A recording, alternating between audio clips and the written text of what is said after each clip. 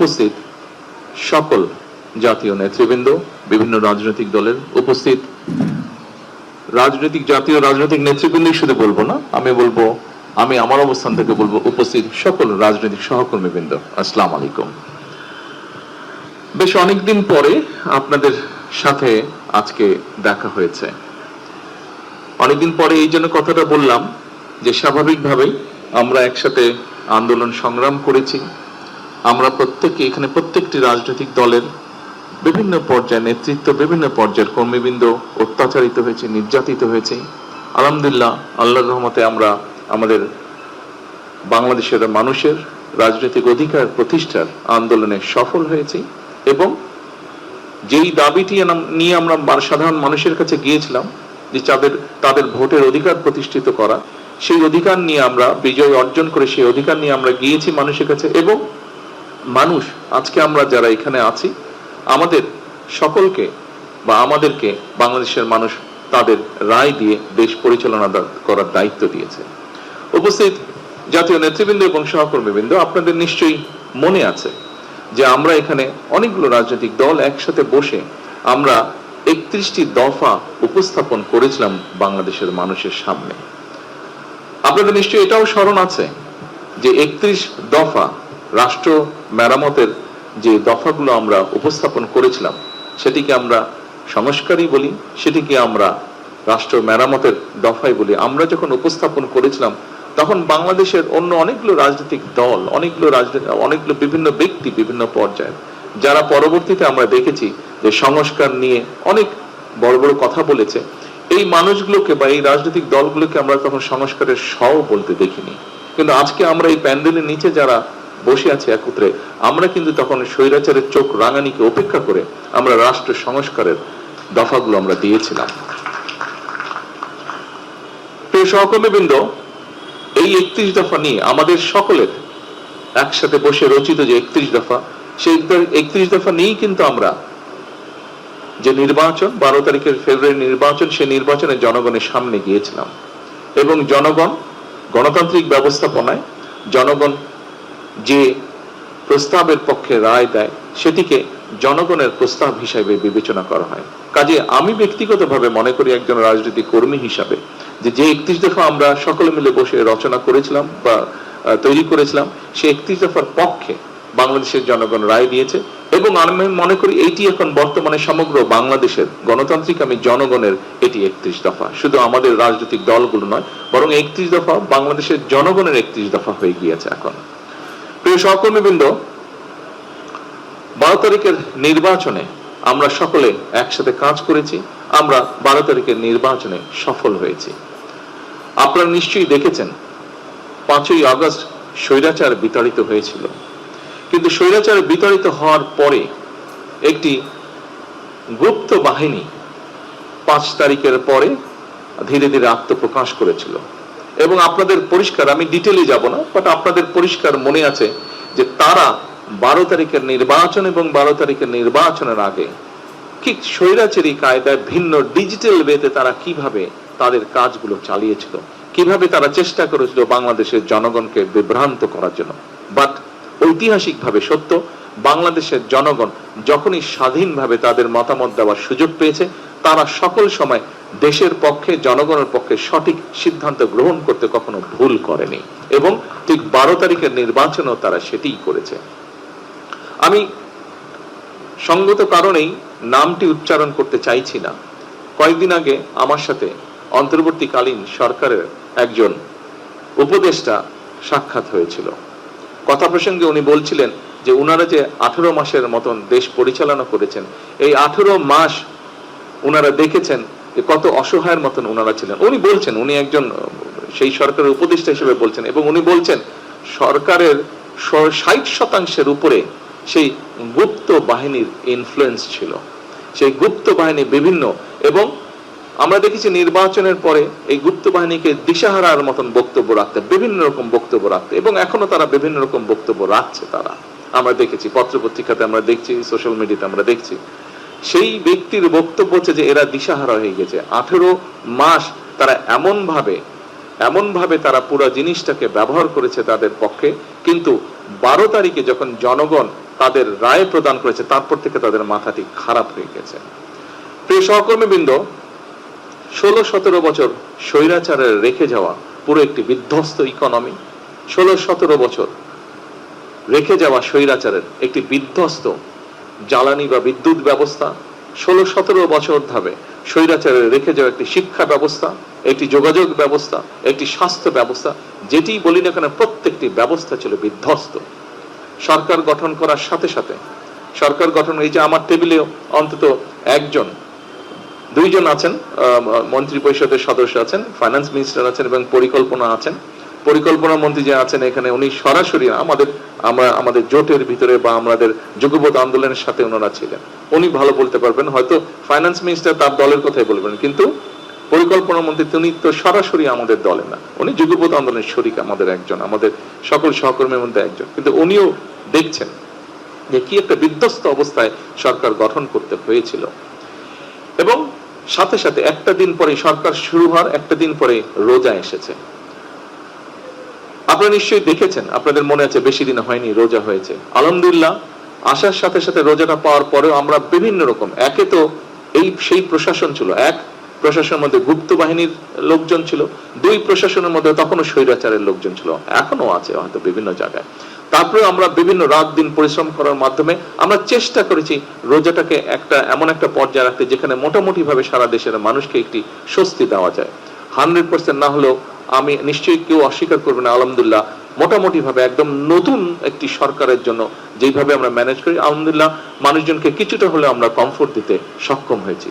রোজাটি শেষ হবার আগেই একটি যুদ্ধ পরিস্থিতি, মধ্যপ্রাচ্যে একটি যুদ্ধ পরিস্থিতি তৈরি হয়েছিল, এবং যুদ্ধ পরিস্থিতি তৈরি হওয়ার সাথে সাথে একটু আগেই আমি বক্তব্যে বলেছি যে 16-17 বছর যে স্বৈরাচার ছিল, সেই স্বৈরাচার আমাদের দেশের জ্বালানি বিদ্যুৎ ব্যবস্থাকে এমন একটা বিধ্বস্ত বিপর্যস্ত অবস্থা রয়ে গেছে, 3 লক্ষ কোটি টাকা শুধু এখান থেকেই তারা আত্মসাৎ করেছিল। তাহলে বুঝেন একটি সেক্টর যেখান থেকে 3 লক্ষ কোটি টাকার মতন আত্মসাৎ হয়, সেই সেক্টরটির কি অবস্থায় এসে দাঁড়াতে পারে।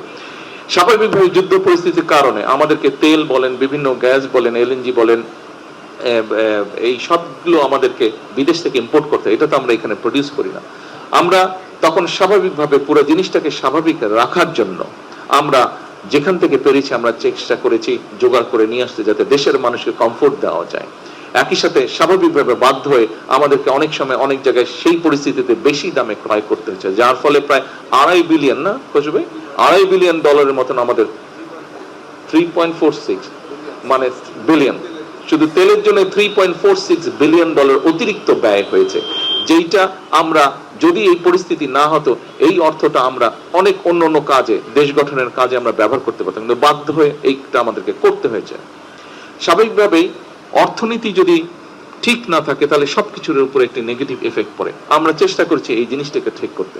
আপনাদের নিশ্চয়ই মনে আছে শেয়ার মার্কেট বা ক্যাপিটাল মার্কেট যেটাকে আমরা জানি, এই ক্যাপিটাল মার্কেটের কি অবস্থা হয়েছিল স্বৈরাচারের সময়। এখানে মানুষ আত্মহত্যা পর্যন্ত করেছিল, একজন দুইজন ব্যক্তির নিজেদের তারা কিভাবে আত্মসাৎ করে নিয়ে গেছিল লক্ষ লক্ষ মানুষের অর্থ, মানুষ আত্মহত্যা পর্যন্ত করেছিল। এই ক্যাপিটাল মার্কেট নতুন পলিসি নিয়ে নতুন সঠিক লোক নিয়োগের মাধ্যমে আপনারা এর মধ্যে পত্রপত্রিকায় দেখেছেন, পত্রপত্রিকা তাদের মতন করে নিউজ করছে, কিন্তু ধীরে ধীরে একটি অবস্থাটা আস্তে আস্তে আলহামদুলিল্লাহ ভালোর দিকে যাচ্ছে। এখন এটি ফরচুনেট বা আনফরচুনেট যেটি হোক, গত কয়েকদিন ধরে আবার মধ্যপ্রাচ্য পরিস্থিতি খারাপ হয়েছে।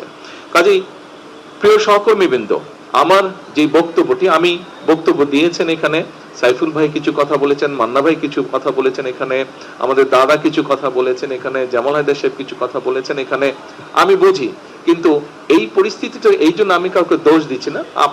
আপনারা যেটি বলেছেন, আমাদের সহকর্মীবৃন্দ, আমাদের যুগপৎ আন্দোলনের নেতৃবৃন্দ যেটি বলেছেন, you have all the reasons to say this, but আমি আমাদের সরকারের অবস্থানটা ব্যাখ্যা করলাম যে কি ডিফিকাল্ট সিচুয়েশনের মধ্যে আমাদেরকে পুরো জিনিসটাকে, দেশটাকে সঠিকভাবে রাখার জন্য, মানুষকে কমফোর্ট দেওয়ার জন্য আমরা কিভাবে জিনিসটাকে ম্যানেজ করার চেষ্টা করছি, সামাল দেওয়ার, অর্গানাইজ রাখার চেষ্টা করছি আমরা জিনিসটাকে।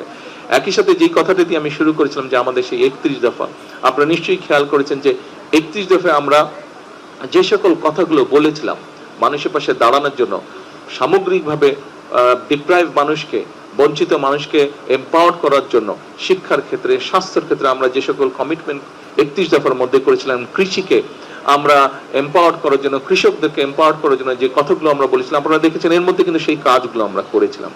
সরকার গঠনের এক সপ্তাহ অর্থাৎ প্রথম ক্যাবিনেট মিটিংয়ে আমরা যে মানুষকে বলেছিলাম, যে দেশের কৃষক ভাইদেরকে আমরা বলেছিলাম যে আমাদের তাদেরকে 10,000 টাকা পর্যন্ত কৃষি সুদ সহ যে ঋণটি ছিল সেটি আমরা মওকুফ করব। আমরা প্রথম ক্যাবিনেট মিটিং এ এইটি আমরা আমাদের এই যে প্রমিসটা এটা আমরা রক্ষা করেছিলাম। এরপরে আমাদের কৃষক কার্ড বলুন, আমাদের ফ্যামিলি কার্ড বলুন, আমাদের হেলথের ব্যাপারে বলুন, আমাদের শিক্ষার ব্যাপারে বলুন, প্রবাসীদের ব্যাপারে বলুন, প্রত্যেকটি কাজ আমরা স্টেপ বাই স্টেপ করে যাচ্ছি। তবে এখনো বিভিন্ন জায়গায় আমরা আমাদের কাঙ্ক্ষিত স্পিডে কিন্তু আমাদের কাজগুলো শুরু করতে পারছি না। আমরা শুরু করেছি, কাজগুলো আস্তে আস্তে রোল করছে কাজগুলো আমাদের, কিন্তু আমরা কাঙ্ক্ষিত স্পিড যেটি আমাদের হওয়া উচিত ছিল সেটি পাচ্ছি না। কেন? সেই সুপ্ত গুপ্ত বলুন আর স্বৈরাচার বলুন, এদের অনেক লোকজন এখনো প্রশ্ন এবং বিভিন্ন জায়গায় তারা বাধাগ্রস্ত করছে। এখানে আছে পরিকল্পনা মন্ত্রী, ওনাকে জিজ্ঞেস করুন, এখানে অর্থমন্ত্রী আছেন, জিজ্ঞেস করুন, অন্যান্য মন্ত্রী পরিষদের সদস্যবৃন্দ আছেন, ওনারাও বিষয়টি অনুভব করতে পারছেন। কাজে এরা বিভিন্ন ভাবে সমস্যা তৈরির চেষ্টা করছে, কিন্তু আমাদের সবচেয়ে বড় শক্তি হচ্ছে এই দেশের জনগণ। জনগণের সমর্থন বিএনপির সাথে আছে, জনগণের সমর্থন বিএনপি সহ সকল যুগপৎ আন্দোলনে আমরা যারা শরিকরা ছিলাম আমাদের সকলের সাথে জনগণের সমর্থন আছে। এবং আমরা যেহেতু এখানে প্রত্যেকে রাজনীতি করি, রাজনৈতিক কর্মী হিসেবে এতটুকু বলতে পারি আমাদের শক্তি জোর থাকে জনগণের সমর্থন যখন আমাদের সাথে থাকে, এবং সেটি আলহামদুলিল্লাহ আল্লাহর রহমতে আমাদের সাথে আছে। এবং যেহেতু আমরা আপনাদের বক্তব্যে একটি ফুটেছে, আমি জানি আপনাদের কিছু মনের কষ্টের কথা আপনারা বলেছেন, তবে এটিও আপনাদেরকে আপনাদের আন্তরিকভাবে ধন্যবাদ। এটিও আপনারা বলেছেন, যে সকল সহকর্মীবৃন্দ বলেছেন, দাদা এখানে বলেছেন, শাহসুফ ভাই এখানে বলেছেন, মানন ভাই এখানে বলেছেন, যে আমরা জনগণের কাছে অন্তত এই জিনিসটা নিয়ে যেতে সক্ষম হয়েছে যে আমরা চেষ্টা করছি, কাজ করছি, আমরা চেষ্টা করছি, আমরা এইটি আমরা নিয়ে যেতে সক্ষম হয়েছি। আমাদের প্রথম যে স্টেপটি সেটিতে আমার মনে হয় আমরা সফল হয়েছি। কাজেই সমস্যা কতগুলো আপনাদের সামনে তুলে ধরেছি। আমি দৃঢ়ভাবে বিশ্বাসী যে আমার সহকর্মীবৃন্দ, আমরা যারা যুগপৎ আন্দোলনে ছিলাম, আপনারা এই বিষয়গুলি কনসিডার করবেন। আপনারা যে বিষয়গুলি বলেছেন, যে কষ্টের কথা বলেছেন, অবশ্যই আমরা এটা কনসিডার করব। কিন্তু জনগণ যেই দায়িত্বটি প্রথম দিয়েছেন, নিশ্চয়ই আপনারা এই ব্যাপারে একমত হবেন। প্রথমে জনগণের ইন্টারেস্ট আমাদেরকে দেখতে হবে, প্রথমে আমাদেরকে প্রোটেক্ট করতে হবে পুরো দেশের স্বাধীনতা, দেশের সার্বভৌমত্ব, দেশের অর্থনীতি, জনগণের নিরাপত্তা, এই বিষয়গুলোকে আমাদেরকে যে কোনো ভাবেই হোক প্রথমে এগুলোকে আমাদের প্রোটেক্ট করতে হবে।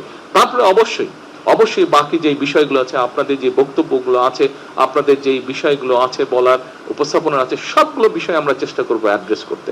আমরা এতদিন একসাথে ছিলাম, কেন আমরা আপনাদেরকে ছেড়ে দেব? কোনোই যুক্তি নাই। এতদিন একসাথে ছিলাম, আমরা ইনশাল্লাহ সামনের দিনেও একসাথে থাকবো। হতেই পারে চলতে গেলে মাঝে মাঝে হয়তো একটু এদিক ওদিক হতেই পারে। এত সমস্যা, প্রায় 20 কোটি মানুষের দেশ, কত রকম সমস্যা।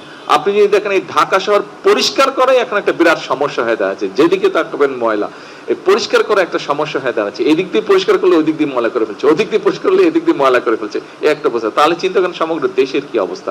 অবশ্যই আপনারা এই ব্যাপারে ওয়াকিফ আছেন। আমি শুধু এতটুকু অনুরোধ করব, একটু আমাদের সকলকে ধৈর্য ধরতে হবে। কারণ খুব সম্ভব মান্না ভাই ওনার বক্তব্যে বলেছেন যে জনগণের প্রত্যাশা অনেক, জনগণের প্রত্যাশা অনেক। সেজন্য আসুন আমরা সকলে মিলে চেষ্টা করি জনগণের প্রত্যাশাটাকে আগে আমরা অ্যাড্রেস করি। আমরা তো আছি, আমরা ছিলাম একসাথে, আমরা আছি একসাথে, ইনশাল্লাহ আমরা থাকবো একসাথে।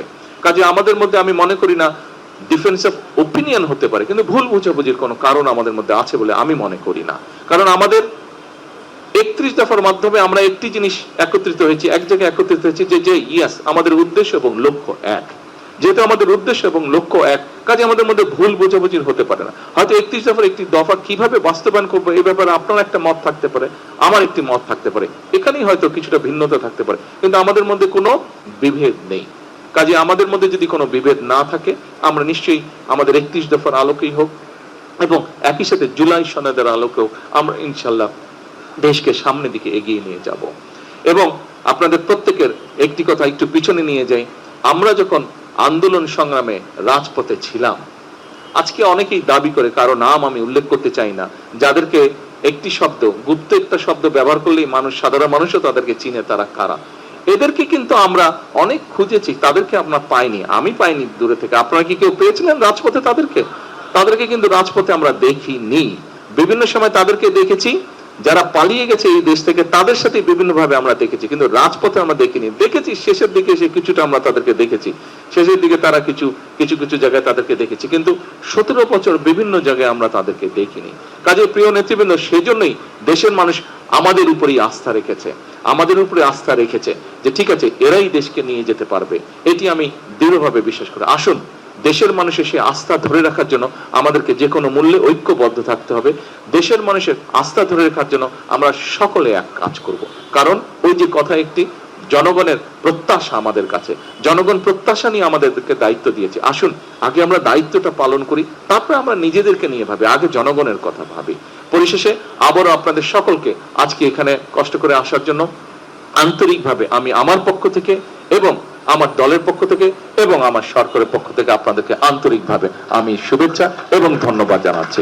ইনশাআল্লাহ এটি শেষ না, এটি শুরু। আমরা এটিকে ইনশাআল্লাহ কন্টিনিউ করব। আসসালামু আলাইকুম।